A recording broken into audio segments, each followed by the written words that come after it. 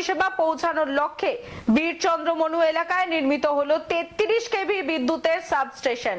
প্রায় 8 কোটি আর্থিক অর্থ ব্যয় নির্মিত হয়েছে এই সাবস্টেশন। এই সাবস্টেশনটির শুভ সূচনা করেন ত্রিপুরার মন্ত্রী রতনলাল নাথ।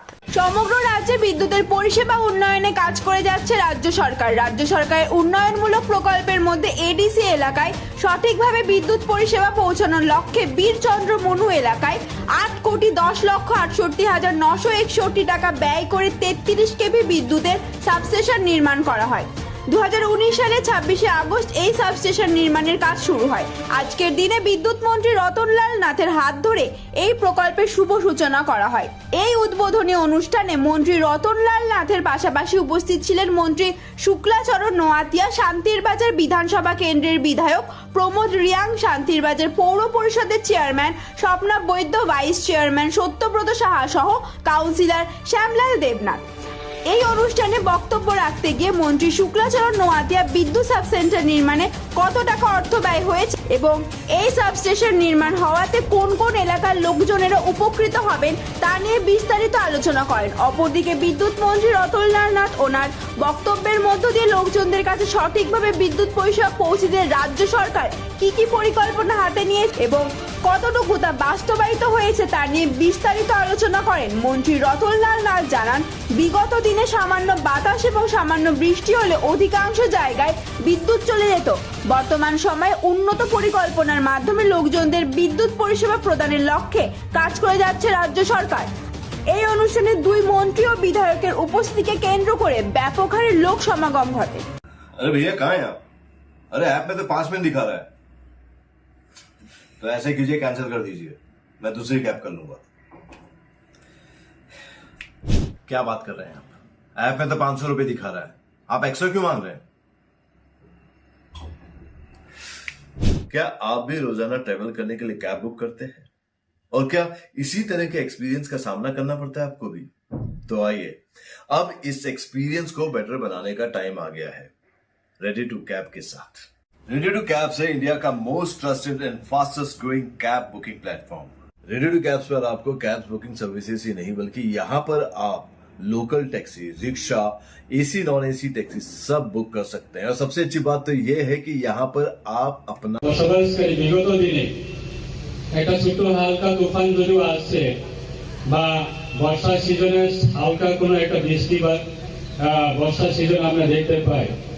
আমরা বিভিন্ন সময়ে যেগুলো প্রোগ্রাম যদি করতে গেলে বিভিন্ন সময়ে আমাদের বিশেষ করে এই এলাকার জনজাতি বসতি এলাকায় আমরা বিভিন্ন সময়ে এই বিদ্যুতের সমস্যাতে ভুগতে হয়। আজকে আমার ব্যক্তিগতভাবে আমি অসংখ্য ধন্যবাদ জানাবো এই বিধানসভা এলাকায় যিনি পবিত্র বিধানসভায় যিনি আপনার সকলের আশীর্বাদ নিয়ে উনি দ্বিতীয়বারের জন্য পবিত্র বিধানসভাতে উনি সদস্য হয়েছে।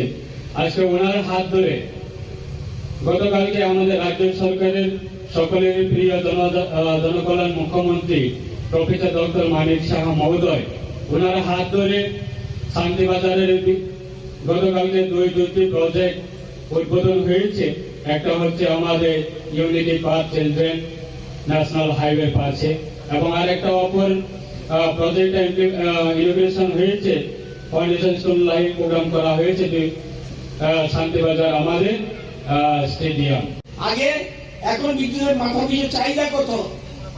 আমাদের আসার আগে আমাদের মাথা পিছু বছরে বিদ্যুৎ দরকার ছিল 346 ইউনিট, এখন কত? বর্তমানে 436 ইউনিট। কেন? বিদ্যুৎ ছাড়া ডেভেলপমেন্ট হয় না, বিদ্যুৎ ছাড়া উন্নয়ন সম্ভব নয়।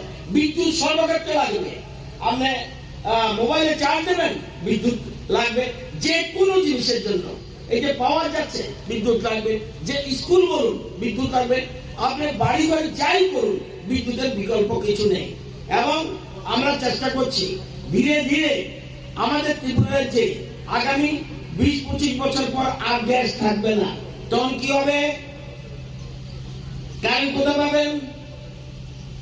প্রধানমন্ত্রী বলছে যে আগামী দিনে শুধুমাত্র সোলার, এই সূর্যের উপরে আমাদের নির্ভর করতে হবে, যেটা হলো গ্রিন এনার্জি, ক্লিন এনার্জি।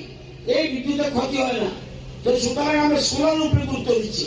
আমাদের একটা নতুন প্রকল্প প্রধানমন্ত্রী ঘোষণা করেছেন প্রধানমন্ত্রী সূর্য ঘর বিজলি মুক্ত যোজনা। এর অর্থ কি?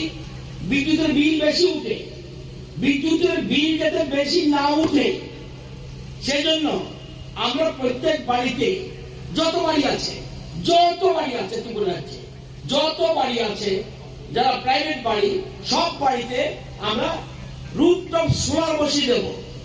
তাহলে সোলার বসিয়ে দিলে এই দিনের বেলা যে কারেন্টটা আসছে সেই কারেন্ট আপনি ব্যবহার করবেন এবং অতিরিক্ত কারেন্ট গ্রিডে চলে যাবে।